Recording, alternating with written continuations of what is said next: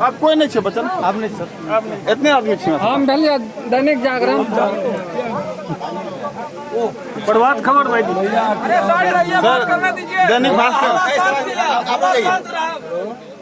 बिहार में सर अपराधी बेलगाम है, इसका जिम्मेदार कौन है?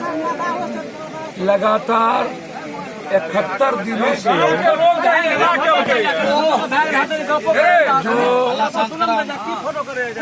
ये सवाल को हम उठाते रहे हैं, पूरी सरकार और व्यवस्था मिलकर के लॉकडाउन के भीतर, जब आप लॉकडाउन थे, सोशल डिस्टेंस नहीं था, आपकी पुलिस घर में बैठी हुई थी, तो फिर 6 दर्जन से ज्यादा हत्या खगड़िया में नरसंहार हुए, गोपालगंज में नरसंहार हुआ, बेगूसराय में 3 लड़कों को मार दी गई, महादलित को मार दिया गया, पूर्णिया में 4 हत्या हुई, ये लगातार सिटी में 4 हत्या हुई।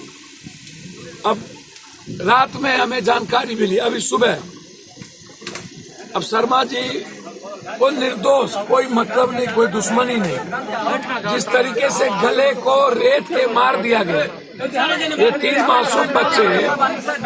अभी नरपतगंज में एक मर्डर हुआ जिसका एक लौता बेटा था, पलासी में मारते मारते मार दिया गया।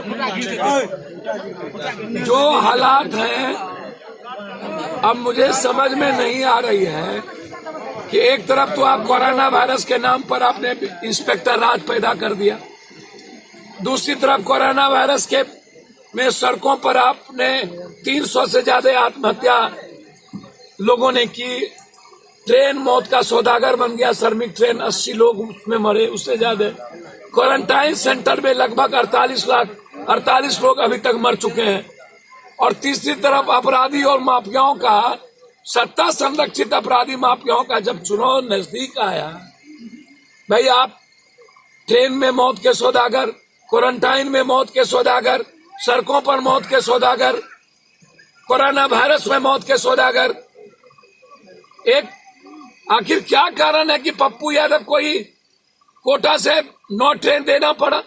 आखिर क्या कारण है कि पप्पू यादव को 22,000 अकाउंट में, 22,000 भारत के विभिन्न अकाउंटों में, जहां मजदूर थे, 2,000 1,500 रुपया हर लोगों तक पहुंचाना पड़ा।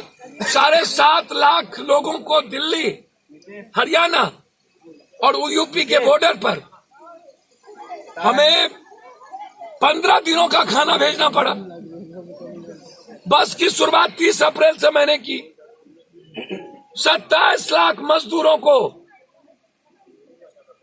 खाना पहुंचाने के लिए 71 दिन मैंने 40-40 किलोमीटर साइकिल से हम चले। जब खौफ का आलम था, पूरा का पूरा सत्ता, एमएलए एमपी घर में सो के मजे ले रहे थे, पूरी मंत्री, पूरी सरकार। 38 दिनों तक नीतीश कुमार को सूरज की किरण नहीं लगी। आज पहली बार वो निकले। आखिर क्यों? 3 लाख लोगों को अप्रैल 14 के बाद मात्र 1,000 रुपया, वो भी जो राशन कार्डधारी था, जिसको 2 रुपया 80 पैसा शेयर पड़ा। जो लड़ाई थी हमारी, आज भूख से मौत का आलम बढ़ता जा रहा है। लॉकडाउन, अनलॉकडाउन 1 कर दिए आप। क्या मीनिंग था आपको अनलॉकडाउन 1 करने का? आपने बिना पॉलिसी के आपने क्या किया? बिना पॉलिसी के आपने लॉकडाउन कर दिया। आप मजदूरों के खाते में 7,000 रुपया नहीं दिए। 18 करोड़ बेरोजगार आपने कर दी, उसके खाते में आप 10,000 नहीं दिए। किसानों के रबी फसल बर्बाद हो गए, उसके खाते में 12,000 रुपया नहीं दिए। 31 मई के पहले खाद और बीज की जरूरत थी किसानों को, आपने उसका नहीं दिया।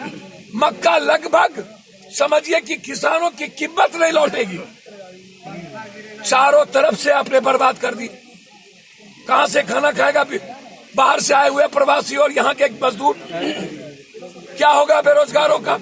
और दूसरी तरफ मौत का लगातार सिलसिला जारी। क्या हो गया इस 3 मासूम बच्चे के? क्या बिगाड़ा था?